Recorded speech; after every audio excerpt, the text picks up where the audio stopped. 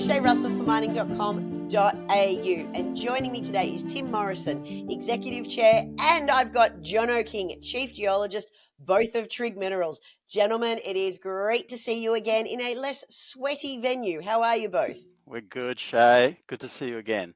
We survived, Noosa. We survived. We certainly did. All right, guys, we've got some serious business to get down to. I noticed Trigg Minerals put out a stunning resource upgrade for the Wild Cattle Creek project. Tim, I'm going to come to you, and then John, I'm going to come to you for the details of it. Tim, this is obviously a great outcome for Trigg, especially just before the end of the year. But can you sort of talk us through the steps of 2024 of how you got here? Yes, well, I remember most of 2024, so that's positive. It's been an unbelievable year. It's been transformational for Trigg Minerals.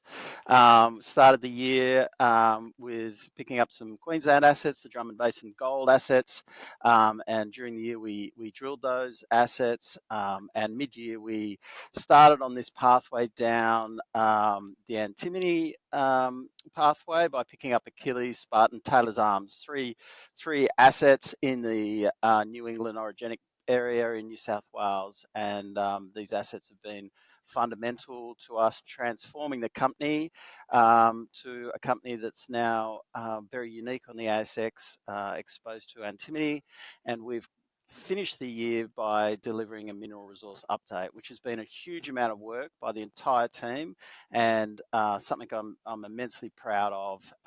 It's been a team effort to deliver what is, I think, a really incredible outcome. Jono, I love it when an executive chair talks about the team effort it takes to build a resource. But I do know that the boots on the ground is what gets this stuff done. Can you talk us through the nerdy details of this update? Sure. I think the big thing, Shae, was that we saw the promise in the project early. We knew that there was potentially a down-plunge extension to the mineralisation, and that remained open. And we knew that the ore deposit had quite substantial width, which is very different for an antimony play. And so we thought that, really we would try to capture as much of that width that we could instead of just the high-grade core that Anchor captured. And we basically put that to measure, and we used our consultants, which were HSC in Sydney and Brisbane and Global Ore Discoveries, to map that all out for us. And in effect, we doubled the resource. So we went from 15,642 tonnes of contained metal to 29,902 tonnes of contained metal, both at a 1% cutoff. So as you can see, we almost doubled the resource. So fantastic result. It certainly is a fantastic result. And Tim, obviously, you must be incredibly proud of this work. But what comes next? You know, you've put out this incredible resource. Where do you take Trigg Minerals to next? So Trigg Minerals really,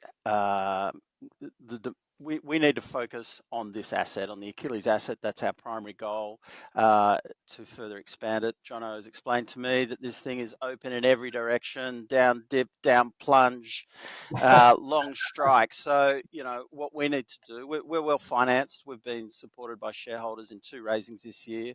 We sort of close out the year with north of $7 million in the bank. So our goal is to spend that money building this asset, better understanding it and further expanding it.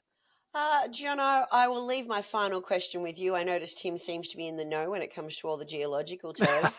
I mean, it gets you hot, doesn't it? When it's From a technical point of view, though, where do you take these plans in 2025? I think the big thing, Shae, is, we have to get on ground.